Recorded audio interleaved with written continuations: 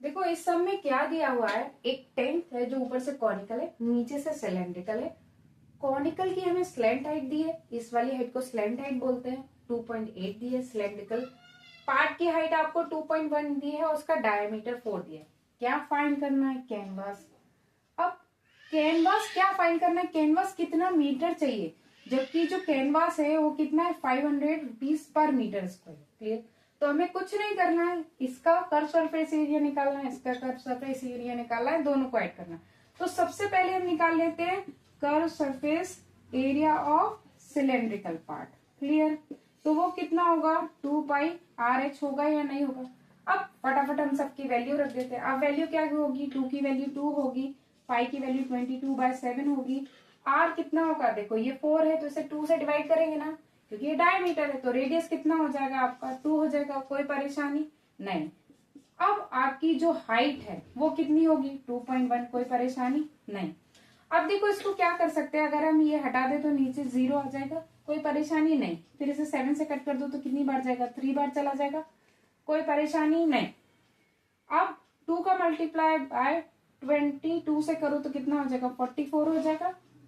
Multiply by 2 multiply by 3 upon, अब इसे cut कर दो तो ये 5 बार चला जाएगा या नहीं, परेशानी नहीं। तो ये कितना हो गया, 44 multiply by 3 upon 5 multiply by कर दो, कितना हो जाएगा, 12 का 2 क्या गया 1, 12 और एक 13 डिवाइड बाय 5। तो आपका कितना आ जाएगा, जब 132 को 5 से डिवाइड करोगे तो आपका आ जाएगा 26.4। क्लियर। ये 26.4 क्या आ गया, मीटर स्क्वायर में आ गया या नहीं। ये हो गया आपका curve surface area of cylindrical part. अब हम क्या निकाल लेंगे, अब हम निकाल लेंगे जो हमारा कर्व सरफेस एरिया है ऑफ द कॉनिकल पार्ट। क्या, कॉनिकल पार्ट का वो क्या होगा, πRL होगा, यानी पाई की वैल्यू कितना है 22/7, आर की वैल्यू कितनी होगी 2, एल कितना दिया है आपको 2.8 दिया, कोई दिक्कत नहीं। अब देखो यहाँ से अगर ये हटाओगे तो नीचे कितना आ जाएगा 10। इजी है या नहीं। फिर इसे 7 से कट कर दो तो कितनी बार जाएगा, 4 बार जाएगा, कोई परेशानी नहीं। फिर इसे लिख लो 22 multiply by 2 multiply by 4 upon 10। दिक्कत, इसे 2 से कट कर दो कितनी बार गया, 5 बार, कोई प्रॉब्लम नहीं। फिर 22 मल्टीप्लाई बाय 4 अपॉन 5, कोई दिक्कत नहीं। 4 का मल्टीप्लाई 2 से करो तो कितना होगा 8, फिर वापस करो तो कितना हो जाएगा 8 अपॉन 5, कोई दिक्कत नहीं। जब आप 5 से 88 को डिवाइड करोगे तो कितना आ गया, 17.6 आ गया, कोई परेशानी नहीं।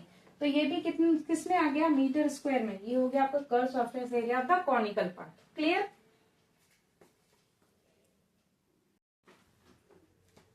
अब हम निकाल लेंगे हमारा टोटल सरफेस एरिया निकाल लेंगे। टोटल सरफेस एरिया क्या होगा, जो हमारा था curve surface area of conical part plus curve surface area of cylindrical part. Clear. तो अब ऐड कर दो, तो जो हमारा निकला था, जो हमारा क्या था, जो कर्व सरफेस एरिया था वो कितना था 26.4 था, और जो हमारा सिलेंडर था उसका कितना था 17.6। कोई परेशानी नहीं, दोनों को ऐड करोगे तो कितना आ जाएगा 44 हो गया। तो 44 क्या हुआ, मीटर स्क्वायर हो गया, यानी कि टोटल सरफेस एरिया। हमें इतना कैनवास चाहिए, लेकिन इसका कॉस्ट कितना होगा, देखो 1 मीटर स्क्वायर का कॉस्ट कितना था 500। तो इसका कितना होगा, हम करेंगे 44 मल्टीप्लाई बाय 500। तो हमारे पास कितना आ जाएगा, 5 से 4 को मल्टीप्लाई करोगे कितना होगा 20, तो क्या ये होगा, फिर करोगे 20 तो ये हो गया आपका 22, और ये आपके 2 0 आ जाएंगे, यानी कि इतना आपको क्या चाहिए, रुपीज चाहिए। Clear. Thank you for watching my videos.